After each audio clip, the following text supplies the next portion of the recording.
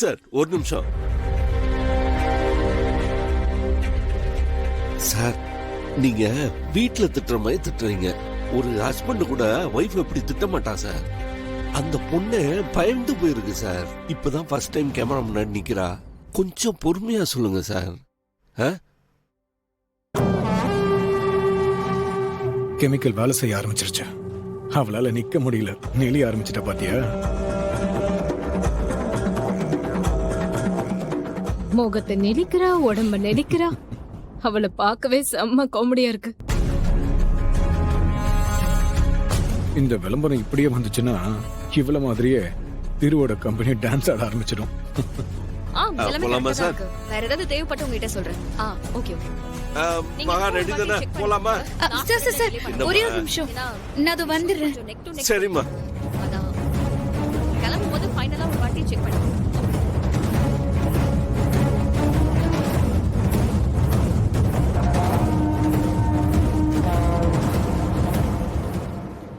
இதுக்கு தான் நான் சொன்னேன் திவ்யா, இதெல்லாம் செட் ஆகாது, நீ நடின்னு. இப்ப பாரு அவ என்னெல்லாம் பண்றான்னு. அவளுக்கு அங்க நேரம் நிக்க கூட தெரியல. திடீர்னு முகத்தை என்னெல்லாமோ பண்றா. இதுல எப்படி நடிப்பா? அது எங்க அம்மா இங்க வந்து பண்ண கலாட்டானால அவளோட கான்சென்ட்ரேஷனே மிஸ் ஆயிடுச்சு திரு. அந்த டென்ஷன்ல தான் இப்படி எல்லாம் பண்ணிட்டு இருக்கா. அதுக்காக உடம்பு எப்படி எல்லாம் நெளிக்கணுமா? திரு கொஞ்சம் பொறுமையாரு. நீ வேற அவகிட்ட இப்படி கத்துனா அவ இன்னும் பயந்துட மாட்டாளா? அவ நிச்சயம் நல்லா நடிப்பா திரு. எனக்கு நம்பிக்கை இல்ல திவ்யா. எவ்வளவு இம்பார்ட்டன்ட் ஆட் தெரியுமா? இதை நம்ம ரொம்ப ரிஸ்க் எடுத்துட்டு இருக்கோம்.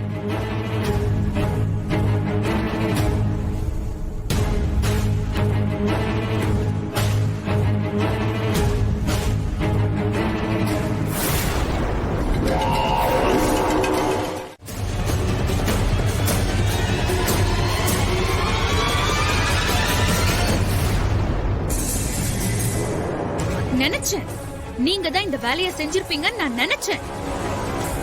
என்ன ஷூட்டிங்க கெடுக்கிறதுக்காக உங்க தகுடு தத்த வேலையெல்லாம் ஆரம்பிச்சிட்டீங்களா? இப்பதான் எனக்கு எல்லாம் ஒவ்வொன்னா புரியுது. என்னடா திடீர்னு காஞ்சனா மேடம் இங்க எப்படி வந்தாங்க? அவங்களுக்கு எப்படி நான் நடிக்கிறது தெரியும்னு யோசிச்சேன். நீங்க தான் போன் பண்ணி சொல்லிருக்கீங்க. நீங்க சொல்லாம அவங்க இங்க வர வாய்ப்பே இல்ல. அதே மாதிரி நான் போட்டிருக்கிற மேக்கப்லயும் இந்த ட்ரெஸ்லயும் நீங்க என்னமோ பண்ணிருக்கீங்க. அதான் எனக்கு அப்படி அரிக்குது. என்னால ஒரு நிமிஷம் கூட நேரா நிக்க முடியல. அடுத்தவங்க கஷ்டத்துல இப்படி சிரிக்கிறீங்களே, உங்களுக்கு எல்லாம் மனசாட்சியே இல்லையா?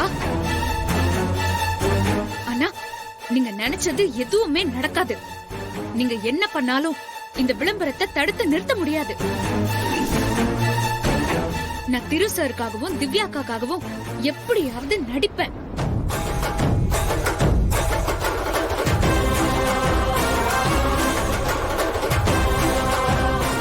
பாரு, ரொம்ப அரிக்குது. நல்லா சொரிஞ்சுக்கோ. அப்புறம் சொரியவே டைம் இருக்காது. இதுல நடிக்க வேற செய்யணும். உனக்கு நடிக்க வேற வராது. கஷ்டம்தான். பாவம். நீ என்ன பண்ணுவ? நான் என்ன பண்ணுவேங்கிறத நீங்களே இன்னும் கொஞ்ச நேரத்துல பாப்பீங்க. என்ன பார்த்து இப்போ பயந்து ஓடினாரே, அவர்தான் உங்க கள்ள புருஷனா? ஏய்,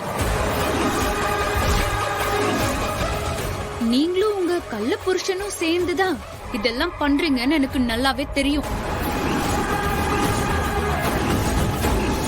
கள்ள புருஷன் அது இதுன்னு சொன்ன பல்ல உடைச்சிருவேன். ஊருக்கு தெரியாம ஒரு புருஷனை வச்சிருக்கீங்களே, அப்புறம் அதுக்கு பேர் என்ன? கள்ள புருஷன் தானே? ஏய், தாலிய தழைய தொங்க விட்டுட்டு சுத்துறியே, உன் புருஷன் யாருன்னு எல்லாருக்கும் சொல்லிட்டியா?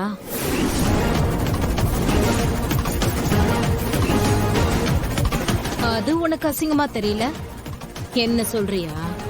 நான் எனக்கு கல்யாணம் ஆயிடுச்சு, புருஷன் ஒருத்தர் இருக்காருன்னு வெளிப்படையா சொன்னேன். ஆனா நீங்க கட்டின தாலிய மறைச்சுக்கிட்டு இன்னும் எனக்கு கல்யாணமே ஆகலன்னு சொல்லிக்கிட்டு யாருக்கும் தெரியாம உங்க கள்ள புருஷனை வீட்டுக்கு திருட்டுத்தனமா வர சொல்லி அசிங்கம்.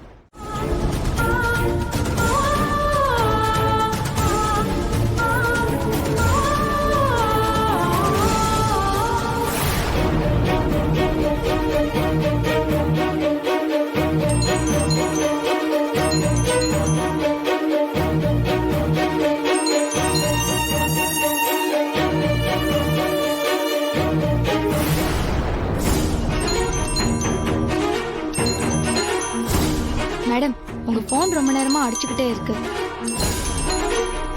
சரி அங்கேயே வச்சிருங்க, நான் அப்புறமா பேசிக்கிறேன். போனை எடுக்க மாட்டேங்கிறா பாட்டி. லலிதா, அவ இன்னும் பாத்துருக்க மாட்டா. இன்னொரு தடவை பண்ணு.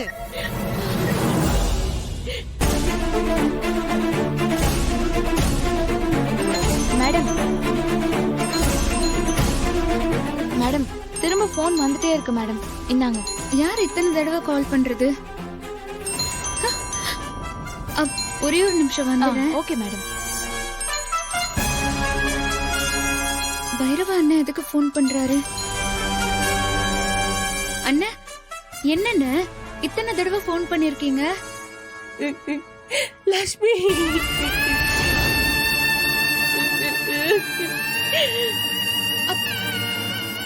என்னாச்சு அண்ணி? ஏன் இப்படி அழறீங்க? குட்டி குட்டி குட்டிக்கு என்னாச்சு அண்ணி? அவனுக்கு ஒண்ணும் இல்லையே, நல்லா இருக்கான்ல? குட்டி ஹாஸ்பிட்டல்ல சீரியஸா இருக்கான் லட்சுமி.